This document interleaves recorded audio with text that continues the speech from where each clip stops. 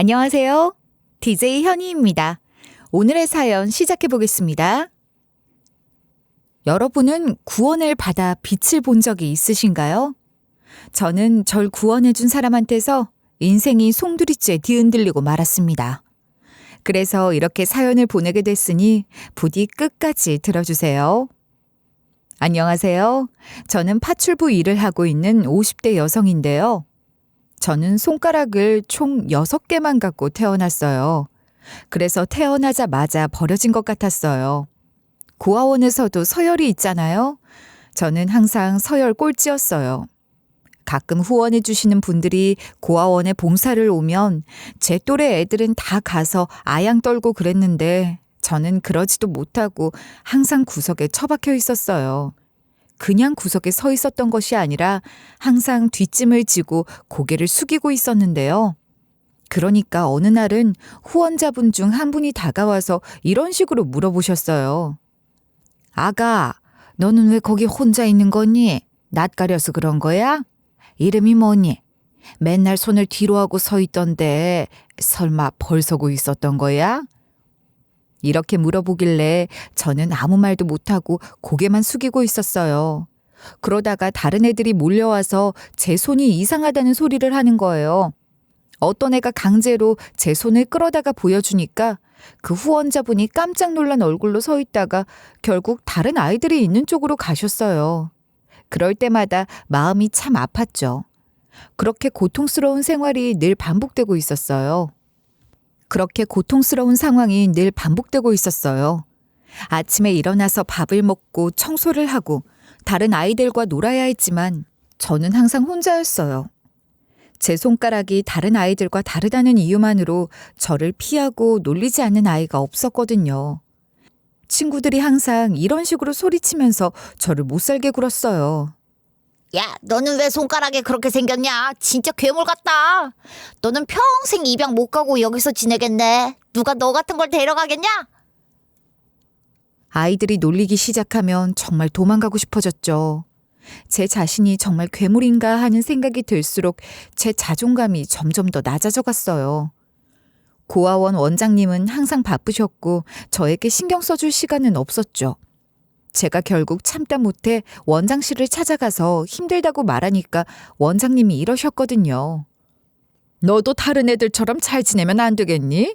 손가락이 없다고 해서 자격지심을 가지고 있으면 안 된다. 네가 마음의 문을 열고 먼저 다가갈 줄도 알아야지. 저는 그 말에 아무 말도 할 수가 없었어요. 제 손가락이 원래부터 이렇게 태어나서 애들이 저를 놀려대고 후원자들이 외면하고 있는데 제가 그걸 어떻게 바꿀 수 있겠어요? 후원자분들이 오는 날은 다른 아이들에게는 축제 같은 날이었지만 저한테는 수치심을 느끼는 날이나 다름없었어요. 다른 아이들은 후원자분들에게 잘 보이려고 애쓰다가 선물도 받곤 했어요. 넌 정말 예쁘게 생겼다, 똑똑하다, 야무지다, 귀엽게 생겼다. 후원자분들이 아이들에게 하는 칭찬 소리는 저에게 더 큰 상처로 다가왔어요. 구석에서 그런 장면을 지켜볼 때마다 제 존재가 점점 더 작아지는 기분이었죠. 그럴 때마다 침대가 있는 방으로 달려와 이불 속으로 숨은 채로 이런 생각을 했어요. 나는 왜 이렇게 태어났을까? 나는 왜 항상 혼자일까? 그런 생각들을 해가 질 때까지 하고 있었는데요. 시간이 흘러 밤이 되니까 밖에서 후원자분들과 웃고 떠들고 있던 아이들이 방 안으로 들어오더라고요. 그렇게 모두가 잠든 사이 조용히 일어나 창가에 앉아 밖을 내다보곤 했어요. 밤하늘에 빛나는 별들을 보면서 혼자서 저는 언제 행복해질 수 있을까 속삭였었죠. 그만큼 고아원에서 지낸 시간은 저에게 너무나 길고 고통스러웠어요. 그래도 저는 어떻게든 후원을 받아서 고등학교까지 나오게 됐는데요. 제가 장애가 있어서 그런지 돈 있는 사람들이랑 고아원 자체에서 선전용으로 저를 많이 써먹었어요. 그래서 저한테 이런저런 보여주기식 후원이 많이 들어왔지만 대부분 다른 애들한테 뺏겼죠. 한 번은 이런 일이 있었어요. 후원자분들이 책과 학용품을 가득 담은 상자를 보내주셨는데요. 저는 그 상자를 받고 정말 기뻤죠. 이걸로 공부를 더 열심히 할 수 있겠다는 생각도 잠시, 상자는 곧 다른 아이들 손에 넘어가더라고요. 원장님이 이런 건 공평하게 나눠 써야 한다고 말씀하셨지만 정작 저는 거의 아무것도 받을 수 없었어요. 후원해 주시는 분에게 열심히 만든 팔찌를 드리고 보고 싶다는 편지를 써보기도 했는데 항상 무시를 당했죠. 역시 손가락이 없어서 보기 싫은가 보다 하고 약간 삐뚤어진 마음도 먹었던 것 같아요. 그러던 어느 날 고아원에서 후원자분이 오신다는 소식이 들려오는 거예요. 애들한테 다 뺏기긴 했어도 그분에게 도움을 몇 번 받은 적이 있어서 감사의 마음을 전하고 싶었어요. 그래서 작은 팔찌를 만들기로 결심했죠. 손가락이 6개밖에 없어서 작업이 쉽지는 않았지만 한 땀 한 땀 정성을 다해 팔찌를 만들었어요. 이 팔찌를 드리면 얼마나 기뻐하실까 싶어서 기대와 설렘이 가득 찬 마음으로 팔찌를 완성했어요. 후원자분이 오신 날 저는 손에 땀을 쥐고 그분을 기다렸어요. 마침내 그분이 고아원에 도착하셨고 저는 용기를 내어 다가가서 인사를 건넸어요. 그러니까 그분이 미소를 지으면서 고개를 끄덕이시는 거예요. 그때 제가 손에 쥐고 있던 팔찌를 내밀며 말했어요. 이건 제가 직접 만든 팔찌예요. 그동안 저한테 책도 보내주시고 장난감도 보내주셨잖아요. 감사의 마음을 담아서 만든 거니까 받아주세요. 하지만 그분은 잠시 망설이더니 결국 팔찌를 받지 않으셨어요. 그 후로도 저는 여러 번 팔찌를 만들어 드렸어요. 매번 후원자분이 오실 때마다 새로운 팔찌를 만들어서 드리려고 했어요. 이번에는 받아주실까 했지만 그분도 받지를 않는 거예요. 왜 내 것만 받지 않으시는 걸까? 내가 만든 게 마음에 들지 않으신 걸까? 이런 생각들이 머릿속을 맴돌았어요. 그래서 이번에는 팔찌와 함께 편지를 쓰기로 했어요. 후원자님 안녕하세요. 제 이름은 미자인데 저를 후원해주고 계셔서 잘 알고 계시죠? 항상 저를 도와주셔서 감사합니다. 이 팔찌는 제가 직접 만든 거예요. 제 마음을 담아서 만들었으니까 받아주시면 정말 기쁠 거예요. 그리고 시간이 되신다면 저를 한번 만나주실 수 있을까요? 딱 한 번이라도 만나 뵙고 싶어요. 그렇게 편지를 쓰고 팔찌와 함께 작은 상자에 넣은 다음에 원장님한테 들고 갔죠. 원장님을 보자마자 후원자분에게 이걸 전해달라고 부탁했거든요. 하지만 원장님이 고개를 저으시면서 이러시는 거예요. 하지만 그분은 고아원에 오셔서 이걸 받을 시간이 없을 거야. 정말 바쁘셔서 너를 만날 시간이 없단다. 대신에 원장쌤이 이걸 전달해 줄게. 그러니까 만나는 건 포기하고 열심히 공부하고 있으렴. 나중에 어른이 되면 만날 수도 있는 거 아니니? 그 말에 저는 더 큰 상처를 받고 말았어요. 정말 바빠서 못 오시는 걸까? 아니면 나를 보고 싶지 않으신 걸까? 그런 의문들이 머릿속을 떠나지 않았죠. 시간이 지날수록 제 마음은 점점 더 어두워졌어요. 저한테 후원해주는 것도 그냥 보여주기식일 뿐이고 진심으로 저를 생각하는 게 아니라는 느낌이 들었는데요. 그렇게 마음이 삐뚤어지기 시작할 즈음 학교를 다 졸업하게 됐어요. 하지만 손가락이 6개인 저는 일반적인 회사에 들어갈 수 없었고 심지어 공장에서도 안 받아주더라고요. 결국 저는 파출부가 됐어요. 좋은 사모님을 만나서 사모님 댁에서 30년간 일하게 됐죠. 저는 손 때문에 연애도 포기하고 독신으로 살아가고 있었는데요. 그런데 사모님께서 파킨슨병에 걸린 거예요. 사모님이 최근 들어 몸이 많이 이상해졌다면서 병원에 가야겠다고 하시더라고요. 그래서 제가 사모님과 함께 병원을 가보니까 의사 선생님께서 이런 말씀을 하시는 거예요. 검사 결과 환자분께서 앓고 계시는 병이 파킨슨병으로 판단됩니다. 파킨슨병에 걸리면 신체적인 기능이 점차 약해집니다. 파킨슨병 초기 증상이 몸이 떨리고 근육이 뻣뻣해지면서 경직되는데요. 행동이 느려지면서 자세를 유지하지 못하고 자주 넘어지실 겁니다. 의사 선생님 입에서 이 말이 나오자마자 사모님께서 얼마나 충격을 받고 놀라셨는지 몰라요. 의사 선생님께 오진 난 거 아니냐, 다시 검사해달라고 하시더라고요. 그리고 그날 바로 다른 병원에 가서 검진을 받아보셨어요. 그런데 그 병원 의사 선생님께서도 이렇게 얘기해 주시는 거예요. 환자분께서 지금 파킨슨병에 걸린 게 확실해 보입니다. 이러다가 파킨슨병 말기가 되면 아예 못 걷고 누워있게 되시다가 수술을 받게 되실 겁니다. 하루빨리 병에 걸린 걸 받아들이고 초기 치료를 시작하세요. 그래야 환자분께 약물 치료와 운동 치료도 함께 하면서 병이 진행되는 걸 늦출 수 있습니다. 계속 병에 걸린 걸 부정하시면 수술 날짜만 당겨지실 겁니다. 사모님께서 다른 병원에서도 이런 말씀을 듣고 하루 종일 멍하게 계시더니 밤마다 우시는 거예요. 사모님께서 그렇게 진단을 받은 뒤로 잘 걷지를 못하셔요. 그것도 모자라 목 쪽 근육까지 이상이 생겨서 목소리도 잘 내지 못하셨어요. 그런 이유로 사모님은 제 손길이 꼭 필요했고 사모님이 몇 년째 투병 생활 중이라서 제가 극진히 보살피고 있었죠. 사모님이 이렇게 아픈데도 누구 하나 찾아주는 사람이 없더라고요.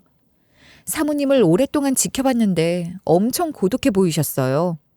그래서 제가 왜 사장님도 자식분들도 안 오냐고 물어봤거든요. 그러니까 사모님께서 고개를 푹 숙인 채로 이렇게 설명해 주시는 거예요. 나랑 그이는 선을 봐서 결혼했어. 우리 집도 남편만큼 꽤 잘 사는 집안이었는데 결혼한 다음에 얼마 안 있다가 망해버렸어. 그래서 시집살이를 엄청 당하고 남편한테도 외면당하며 살아온 거야. 그 와중에 자식은 셋이나 낳았는데 그 자식놈들도 분위기를 읽고서는 다 함께 나를 왕따시키기 시작하더라.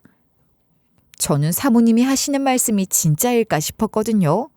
그런데 사모님께서 가끔씩 병원에 입원하실 때도 자식들이 병문안을 한 번도 안 오고 안부 전화도 안 하는 거예요. 그러다 사모님의 생일날이 다가왔어요. 사장님은 딱 봐도 바람 피고 다닌 지 오래였고 자식놈들은 아무도 안 오더라고요. 그날 사모님이 부엌 식탁에 혼자 앉아 제가 준비한 커다란 생일 케이크를 바라보고 있었거든요. 제가 케이크에 꽂힌 초에 불을 붙여주고 생일 축하 노래를 불러드렸어요. 그런데 사모님이 눈물을 터뜨리면서 이러시는 거예요. 평생을 가족을 위해 헌신했는데 어떻게 이럴 수가 있는지 몰라. 남편이랑 결혼한 후에 온갖 어려움을 겪으면서도 자식들을 잘 키우려고 애썼어. 그런데 이렇게 외롭게 여생을 보내게 될 줄은 몰랐다. 남편은 사업 확장한다는 핑계로 바람을 피우기 일쑤고 자식들한테 전화하면 바쁘다고 전화를 끊어버리잖아. 나 이제 어쩌면 좋니? 나만큼 가족들을 위해 열심히 산 사람이 어디 있다고. 그날 저녁 사모님이 흐느끼는 소리를 듣고 더 이상 가만히 있을 수가 없었어요. 그때 당시에 저한테 자식들 연락처가 있었거든요. 혹시라도 집안에 무슨 일이 생기면 연락하라고 연락처를 받은 적이 있었어요. 오지랖인 거 알지만 첫째 아들에게 전화를 했죠. 아드님이 여보세요 하자마자 제가 천연덕스럽게 이리 이야기해봤어요. 아이고 아드님, 오늘 어머님 생신인데 왜 안 오시나 해서요. 설마 안 오시진 않을 테죠? 바쁘셔서 조금 늦게 오시는 거죠? 어머님이 지금 엄청 기다리고 계세요. 이런 식으로 살짝 말해버린 거예요. 첫째 아들이 일단 끊으라고 하더니 한참 있다가 집으로 찾아오더라고요. 어머님 생신이라서 축하해 주려고 온 줄 알고 문을 열어드렸어요. 그런데 다짜고짜 제 뺨을 갈기면서 이러는 거예요. 이게 어디서 사용인 주제도 모르고 전화해서 눈치를 줘? 네가 뭐라도 되는 줄 알아? 우리 가족도 아닌 년이 어디서 이래라 저래라야? 제가 그동안 온갖 핍박을 받아보고 악바리로 살아왔는데 고작 이런 걸로 기죽어 있겠어요? 뺨이 얼얼한지도 모르고 첫째 아들을 똑바로 쳐다보면서 이리 말했죠. 지금 사용인 주제라고 하셨나요? 네, 맞아요. 저 사용인이에요. 사용인이니까 이러는 거죠. 사모님 챙기라고 저 고용된 거 아닌가요? 사모님께서 얼마나 외로우셨는지, 얼마나 힘드셨는지 아세요? 사모님 생신인데 아무도 오지 않아서 사모님이 한참을 우셨어요. 사모님 생신을 챙기는 게 그렇게 어려운 일인가요? 그렇게 바쁘세요? 제가 맞받아칠지 몰랐는지 첫째 아들이 잠시 당황하더라고요. 하지만 곧바로 다시 환한 얼굴로 저를 노려보면서 이런 식으로 악을 지르는 거예요. 그래도 네가 나설 일은 아니지. 이게 정신이 나갔나? 네 같은 건 내가 한마디만 하면 바로 잘려. 어디서 집 청소나 하는 파출부 나부랭이가 따박따박 말대꾸를 해? 첫째 아드님이 이렇게 막 소리를 지르니까 사모님이 방에서 나오셨거든요. 사모님이 제가 하는 말을 들으셨는지 눈물이 그렁그렁한 눈으로 저랑 첫째 아들을 번갈아 보셨어요. 하지만 첫째 아들이 오히려 사모님한테 이런 식으로 욕을 하는 거예요. 엄마가 사용인 교육을 어떻게 시킨 거야? 이거 완전 버르장머리 없는 년 아냐? 지가 무슨 여기 안주인 사모님이라도 되는 양 굴잖아. 지금 당장 교육 똑바로 안 시키면 내가 이 년 잘라버릴 거니까 그렇게 알고 있어. 사모님이 또 소심한 분이라 떨고만 있고 거기서 뭐라 말을 못하는 거예요. 그래서 제가 나서서 이런 식으로 맞서기 시작했어요. 그렇게 험하게 말하고 무섭게 소리 지르실 거면 경찰 부를 거예요. 지금 사모님이 떨고 있는 거 안 보이세요? 저 진짜로 112 눌렀어요. 통화 버튼 누르기 전에 나가세요. 제가 이랬는데도 첫째 아드님이 성큼성큼 다가오면서 겁을 주려고 하는 거예요. 그 순간 핸드폰을 들어올리면서 이랬거든요. 주거 침입으로 신고를 못하면 공갈죄, 모욕죄, 언어폭력 등으로 신고할 거예요. 제가 그 증인이에요. 어떻게 될지 경찰에 한번 신고해봐요. 이러니까 첫째 아들이 주춤거리다가 나가더라고요. 그렇게 아드님이 나가고 문 닫히는 소리가 들리니까 사모님이 주저앉으면서 이러시는 거예요. 어쩌다 내 아들이 저렇게 된지 모르겠다. 열심히 키우려고 노력했는데 이게 다 내 잘못 같아. 분명 예전에는 이러지 않았는데 어쩌다 우리 아들이 전부 다 내 죄지, 내 죄야. 이렇게 하소연을 하시길래 제가 그런 사모님을 달래드리고 계속 옆을 지켜드렸죠. 그 사이에 사모님의 병세가 악화되셨어요. 그런데 사장님과 바람 피우는 상대는 대담해지는 거예요. 사장님이 바람을 피우고 있는 건 어떻게 알았냐고요? 어느 날부턴가 사장님이 집에 너무 안 오셔서 걱정이 되는 거예요. 그래서 사모님께 이런 식으로 물어본 적이 있거든요. 사모님, 사장님이 요즘 왜 이렇게 안 들어오세요? 혹시 무슨 일이 있으신가요? 출장이라도 가셨나? 저희가 모르는 사이에 무슨 사고라도 당하신 거 아니겠죠? 제가 이러니까 사모님이 대답하는 걸 머뭇거리시더라고요. 한참을 망설이다가 저한테 이렇게 얘기해 주셨어요. 사실 우리 남편이 다른 집에 살림을 차렸거든. 대놓고 만나는 여자가 있어. 남편보다 17살 어린 여자를 만나고 있더라. 그 말을 듣고 얼마나 황당했는지 몰라요. 그래서 제가 어안이 벙벙해진 채로 사모님께 이런 식으로 말했었죠. 바람을 대놓고 피우다니 무슨 그런 경우가 다 있어요? 사장님 그렇게 안 봤는데 진짜 너무하시네요.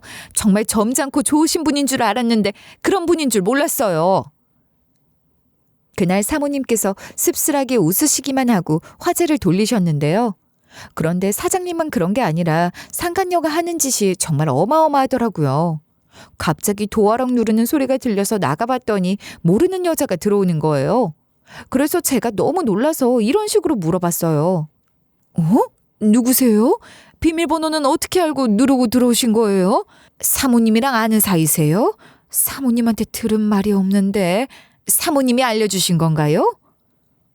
제가 이렇게 막 물어보니까 그 여자가 콧방귀를 뀌는 거예요. 그리고 거만한 표정으로 저를 흘겨보면서 이러는 거 있죠. 누구긴 누구야. 나는 사장님이랑 사귀는 사람. 얼굴도 몰라? 무슨 말인지 못 알아먹겠어? 사장님이랑 결혼을 전제로 만나고 있는 사람이라고. 내가 무슨 이유로 찾아왔는지 너는 알 것 없고 이 집 사무나 데려와봐. 무작정 집으로 들어온 여자가 사장님의 상간녀라니. 제가 어이가 없어져서 이런 식으로 막 따졌죠.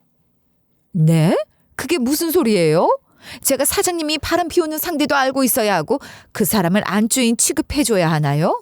그리고 그쪽이 사장님이랑 아는 사이인 걸 어떻게 믿어요? 도어락 비밀번호는 어떻게 알고 들어온 거예요? 제가 순순히 나오지 않으니까 상간녀 얼굴이 확 구겨지더라고요. 그리고 곧바로 이렇게 저한테 호통을 치면서 건방지게 굴었어요. 사장님이 알려주신 거야. 그렇게 못 믿겠으면 사장님한테 전화해보든가. 내 얼굴 모르면 지금이라도 외워도. 나 볼 때마다 고개 숙이면서 인사하고 사모님이라고 부를 생각을 할 것이지. 어디서 감히 막 따지고 앉아있어? 그때 우리가 워낙 소란스럽게 서로 언성을 높이고 있었거든요. 사모님이 너무 시끄러우니까 지팡이를 짚고 나와 보시더라고요. 그런데 상간녀가 사모님을 보자마자 이런 막말을 하는 거예요. 이보세요. 우리 오빠랑 도대체 언제 이혼할 건데요? 얼마 살지도 못할 것 같은데 욕심 부리지 말라고요. 사장님이 도어락 비밀번호도 일부러 알려준 거예요. 네가 지금 병 걸린 주제에 이혼해주지도 않고 거머리처럼 달라붙어 있잖아요. 제가 당신 떼어내야겠다고 하니까 사장님이 도어락 비밀번호를 흔쾌히 알려줬거든요. 그러니까 이혼하고 이 집에서 나가세요. 이 말을 들은 순간 얼마나 어이가 없었는지 사모님이 그때 부들부들 떨면서 이렇게 대꾸하셨거든요. 뭐라고요? 남편이 보낸 거라고요? 아무리 그래도 이렇게 찾아오는 게 말이 된다고 생각하세요? 내가 왜 이혼을 해줘야 하는데요? 이혼해줄 생각도 없고 지금 우리 집에서 이러는 거 싫으니까 나가세요. 사모님이 이렇게 한마디 하니까 상간녀가 비웃는 거예요. 그 뒤로 상간녀가 이런 식으로 행패를 부리더라고요. 야, 네가 뭔데 좋다 싫다 선택을 하고 앉아있어. 이거 권유하는 거 아니고 통보하는 거야. 너 이혼당해서 이 집에서 나가야 한다고. 이 집에 있어야 한 사람은 나라니까. 말귀를 못 알아들어? 병 걸렸으면 병원이나 입원해서 썩어 있을 것이지. 어디서 감히 이래라 저래라야. 그러면서 상간녀가 사장님이 나가라고 했으니까 나가라고 사모님을 막 잡아당기는 거예요. 상간녀가 사모님을 무시하고 모욕하는 것을 더 이상 두고 볼 수 없었어요. 그래서 제가 상간녀 앞에 서서 단호하게 말했죠. 그만하세요. 당신이 무슨 권리로 사모님을 이렇게 대하시는 거예요?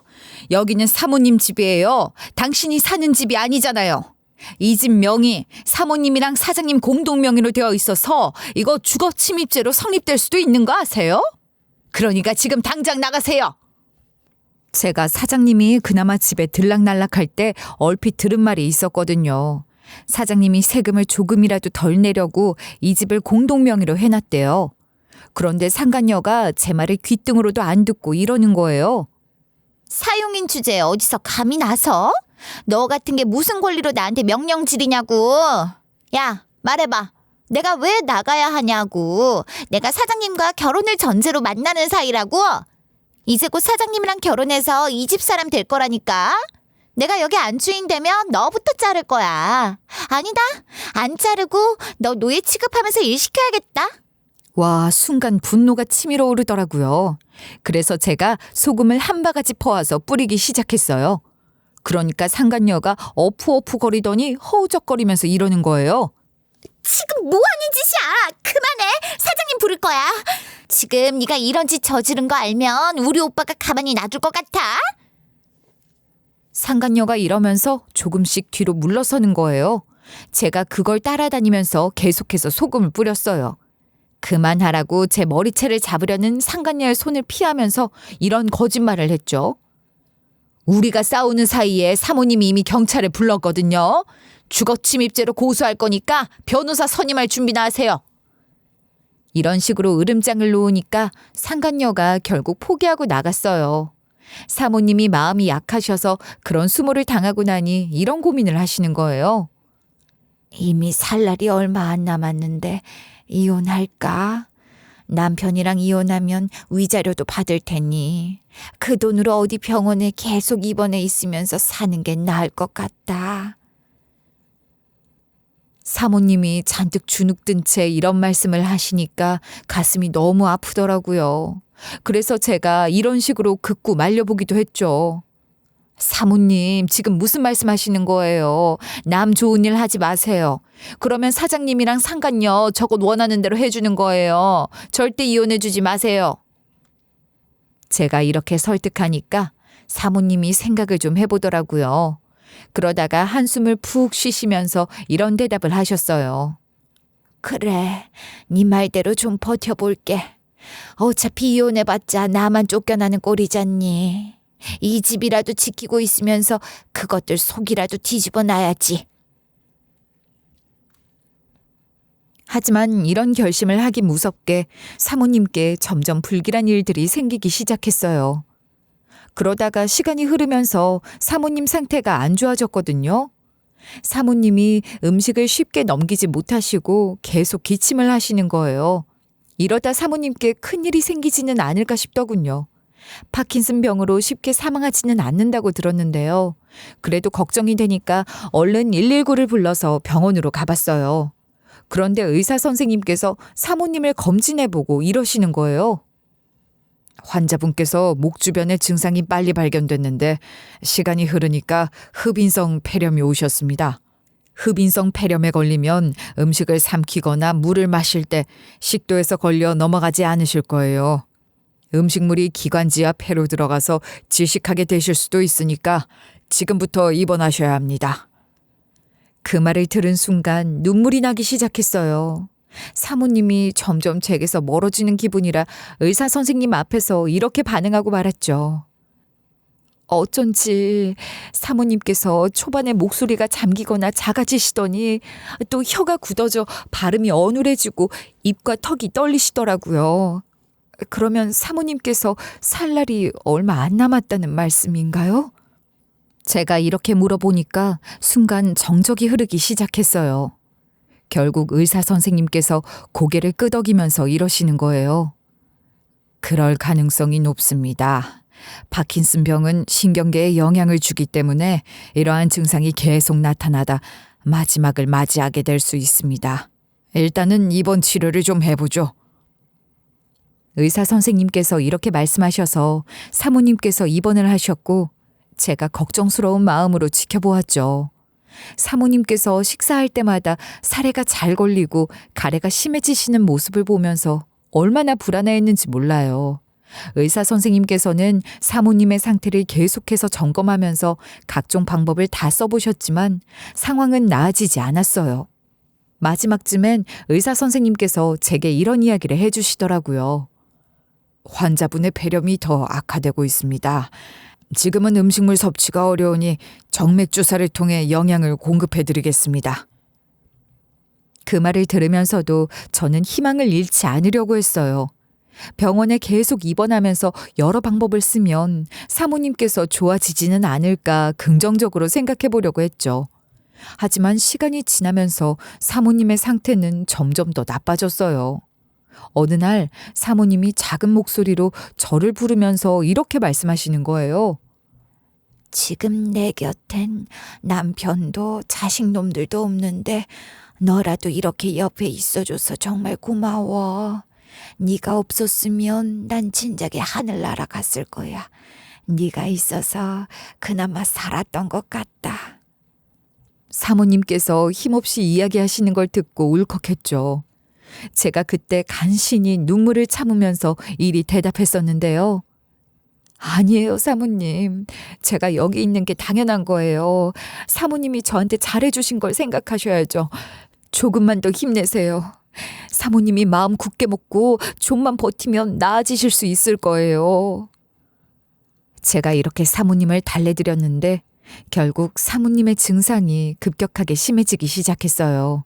가래가 심해지시고 호흡이 점점 더 어려워지시더니 한밤중에 상태가 악화되고 만 거예요. 의사 선생님과 간호사분들이 급히 응급처치를 시도했지만 사모님은 결국 돌아가시게 됐어요. 제가 그날 사모님을 부르짖으면서 얼마나 울었는지 몰라요. 사모님을 잃은 슬픔은 이루 말할 수 없었어요.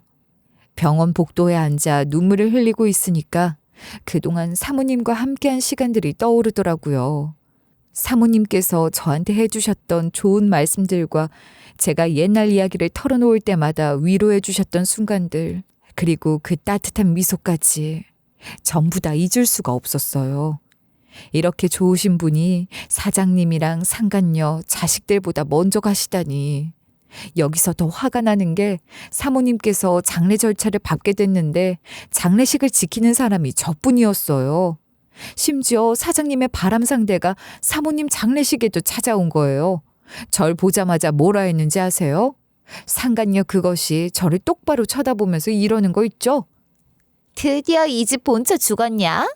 내가 그렇게 이혼하라고 했는데 지 본수도 모르고 나대더니 잘 됐네. 차라리 이혼하고 위자료 받으면서 편하게 살았으면 얼마나 좋아. 제가 뭐라고 하기도 전에 획 가버리더니 상간녀가 사모님 자식들이 있는 자리로 가는 거예요. 그리고 그 자리에서 겸상을 하고 앉아 있더라고요. 그놈의 돈이 뭐라고. 정말 미친 집안이지 않나요? 게다가 집안이 집안인지라 조문객이 좀 있었거든요. 그런데 사모님의 자식들이 저를 불러서 할 말이 있다는 거예요. 제가 가까이 가봤더니 첫째 아들이 이런 말이 짓거리더라고요. 장례 절차를 전부 다 맡길게. 우리가 바빠서 그러니 장례식 좀 부탁할게. 엄마한테 받을 돈이 있으니까 할 수 있지. 어차피 퇴직금도 받고 그래야 할 거 아니야. 첫째 아들은 물론 둘째 딸과 셋째 딸까지 비슷한 말을 하니까 얼척이 없었죠. 그때가 장례식 당일이었는데 많은 조문객들이 찾은 상태였어요. 저는 그분들을 맞이하면서 거의 상주처럼 행동하게 된 거예요. 그동안 사모님 자식들은 뭐 했냐고요? 손님들이 많이 모이는 시간에만 나타나서 슬픈 척을 하더니 시간이 어느 정도 지나니까 슬그머니 사라져버렸어요. 마음 같아서는 장례식장을 엎어버리고 싶었지만 사모님을 생각해서 꾹 참았죠. 스스로를 다독이며 장례 절차를 계속해서 진행한 거예요. 조문객들이 하나둘씩 찾아와 조문을 하고 돌아가는 동안 저는 계속해서 바쁘게 움직였어요. 장례식장 곳곳을 돌아다니며 조문객들을 안내하고 사모님에 대한 이야기를 나눴는데요. 밤이 깊어가고 조문객들이 하나둘씩 돌아가면서 장례식장은 점점 조용해졌어요. 그렇게 반복하다 보니 장례식 마지막 날 모든 절차가 마무리할 때쯤이었죠. 사모님께서 본인 죽으시거든 열어보라고 이야기했던 상자가 기억나는 거예요. 그 상자 안에는 사모님의 편지와 웬 팔찌 그리고 입양 증서가 들어있었어요. 팔찌는 제가 고아원에 있던 시절 고아 원장님한테 꼭 후원자님에게 전달해달라고 했던 제가 만든 팔찌인 거예요. 입양 증서는 다름 아닌 저를 입양하려고 작성했던 증서였어요. 입양 처리는 하지 못한 것 같더라고요. 사모님 편지에 이런 이야기들이 적혀 있었거든요. 우리 아가를 입양하지 못해서 마음이 찢어질 것 같이 아팠다. 고아원에서부터 오랜 시간 동안 너를 남몰래 돌봐줬어. 내가 너를 입양을 하고 싶었지만 집안의 반대로 결국 입양을 하지 못했다. 미안하다. 네가 준 팔찌는 잘 간직하고 있었어. 네가 손가락 때문에 취직도 못하고 파출부가 되었다는 소식을 들었을 때 얼마나 안타까웠는지 몰라. 그래서 이렇게라도 더 보살피고 싶었다. 내 자식들보다 네가 더 내 자식 같았거든. 이런 내용이 써져 있는 거예요. 저를 입양하려고 해놓고 파출부로 고용했을 때 왜 말하지 않았나 싶었거든요. 편지에 이런 말이 적혀 있더라고요. 저에게 말해주려고 어린 시절 이야기를 물어봤는데 제가 그때 이런 말을 했었거든요. 제가 장애가 있어서 그런지 돈 있는 사람들이랑 고아원 자체에서 선전용으로 절 많이 써먹더라고요. 그래서 저한테 이런저런 보여주기식 후원이 많이 들어왔어요. 후원해주시는 분에게 열심히 만든 팔찌도 드리고 보고 싶다는 편지를 써보기도 했는데 항상 무시당했어요. 역시 손가락이 없어서 흉측하고 보기 싫었나 보죠. 저 이용했던 사람들이라 그닥 보고 싶지도 않아요. 성격이 소심했던 사모님은 말할까 말까 고민하고 있었는데 파킨슨병에 걸린 거예요. 사모님이 그 병을 진단받았을 때 이런 감정이 들었다고 적혀 있더라고요. 내가 파킨슨병에 걸렸다는 사실을 알게 되자 온 세상이 무너져 내리는 것 같더라. 내가 사실 네가 고아원에 있을 때 도와줬던 후원자 중 한 명이었고 너를 입양하려고 했었어. 그런데 남편이 그 아이를 그 어떤 방식으로든 집안에 들이는 순간 바로 쫓아낼 거라고 말해서 너를 파출부로 들여놓고 그동안 숨기고 있었지. 그리고 남편이 상간녀를 만나 집에 잘 안 들어오게 된 후론 너를 사실 입양하려고 했었고 이용했던 거 아니라고 말하려고 했지만 병에 걸린 뒤란 말을 하지 못했다. 사모님이 또 자식들도 떠나고 사장님도 떠난 상태였잖아요. 제가 떠나면 곁에 아무도 안 남게 되는데 몸은 굳어가고 있고 너무 무서운 마음에 말하지 못하고 있었대요. 한마디로 제가 모시고 살았던 사모님이 제가 고아원에 있었던 시절부터 거의 제 어머니와 같은 사람이었던 거예요. 사모님의 편지에는 이런 말도 쓰여 있었거든요. 네가 무사히 학교를 다닐 수 있게 도와준 것도, 좋은 학용품, 옷, 예쁜 선물을 보내줬던 사람도 전부 다 나였어. 네가 성인이 된 후로 내 집으로 불러들여서 어떻게든 밥벌이 하게끔 해주게 한 거다. 그러니까 사모님이 유일하게 저를 사람 취급해주면서 정중하게 대해주시고 사용인이 아니라 딸처럼 예뻐해 주신 거예요. 모든 진실을 알게 된 뒤로 사모님을 화장하면서 한참을 울었죠. 화장하는 것도 다 저 혼자서 처리했어요. 그러다가 웬 남자가 여기 계셨냐고 물어보면서 아는 척을 하는 거예요. 제가 누구냐고 물어보니까 자기가 사모님 변호사래요. 그렇게 말하니까 알아보겠더라고요. 사모님이 병에 걸려서 잘 걷지 못하실 때 변호사 사무실에 가자고 해서 데려다 드리고 저는 대기실 같은 공간에서 커피를 마시면서 기다리고 있었거든요. 전 그때 사모님께서 이혼 소송이나 상간녀 소송으로 상담을 받으러 간 줄 알았어요.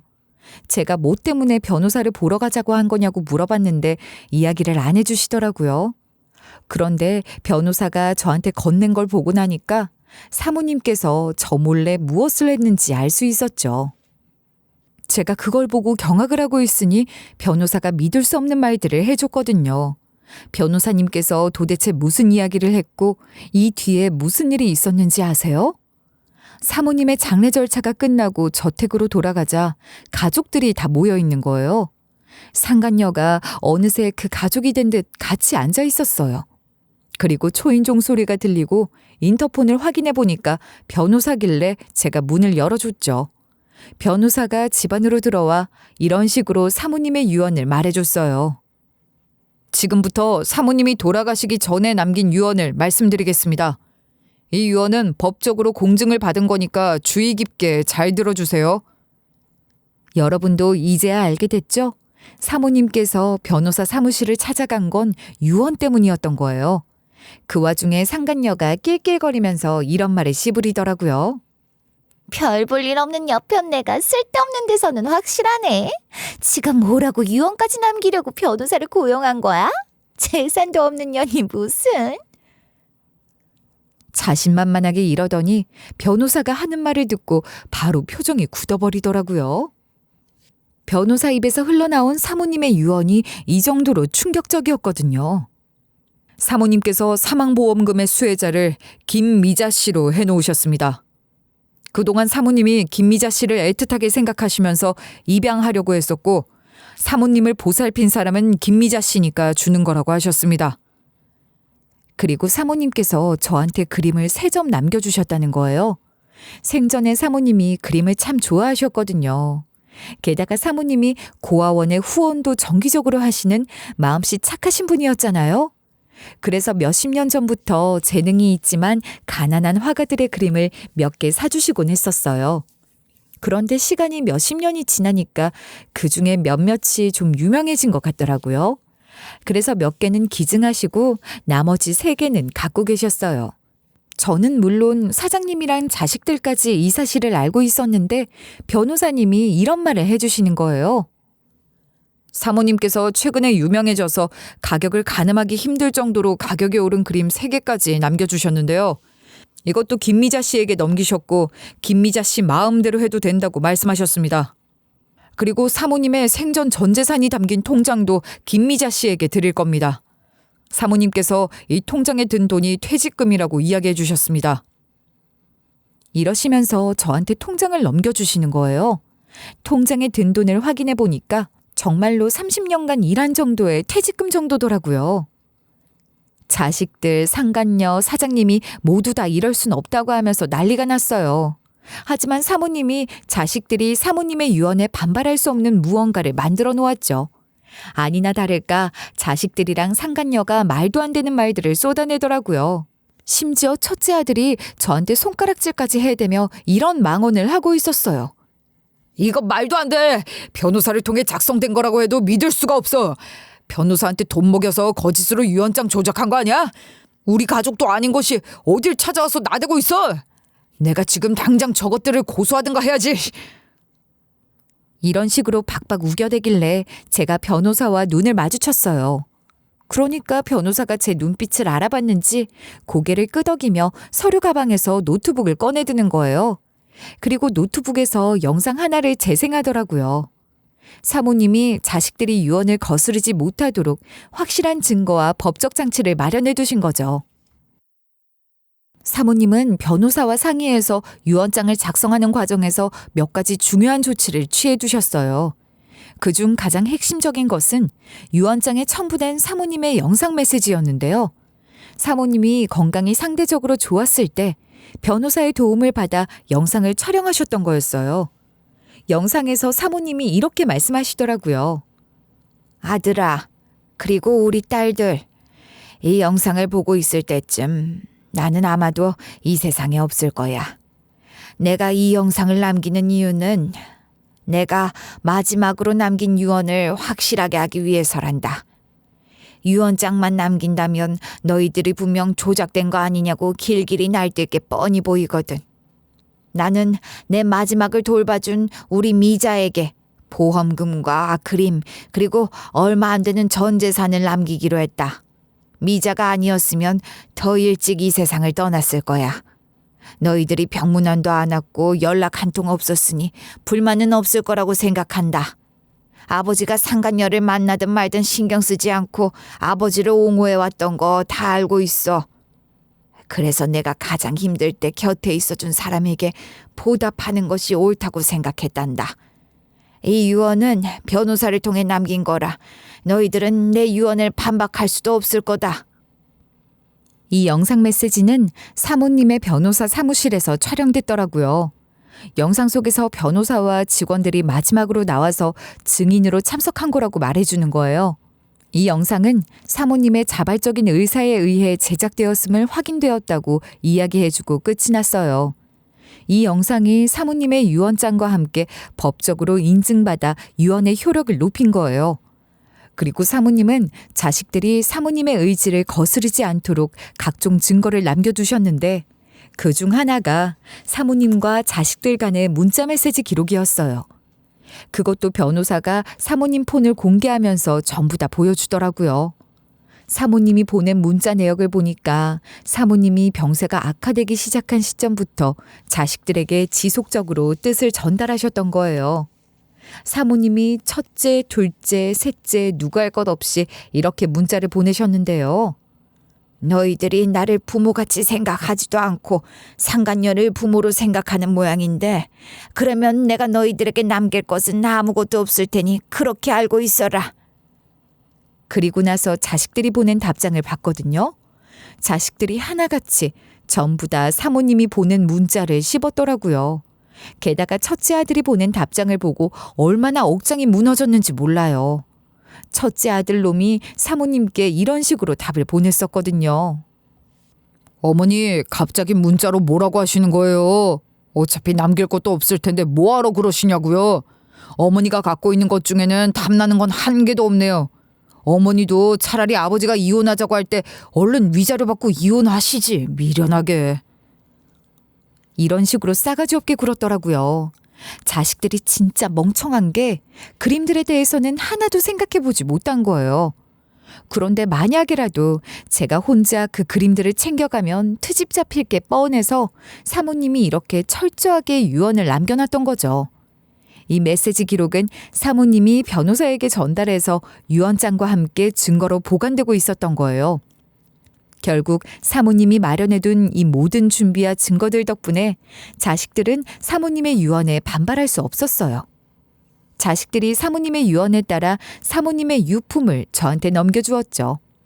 저는 그 뒤로 사모님께서 마련해주신 두둑한 퇴직금으로 혼자서 잘 지내는 중이에요. 뒤늦게 문화생활도 즐겨보고 있는데요. 남들은 당연하게 누리고 살았지만 무시당하고 살았어서 못했던 것들을 해보니까 너무 좋더라고요.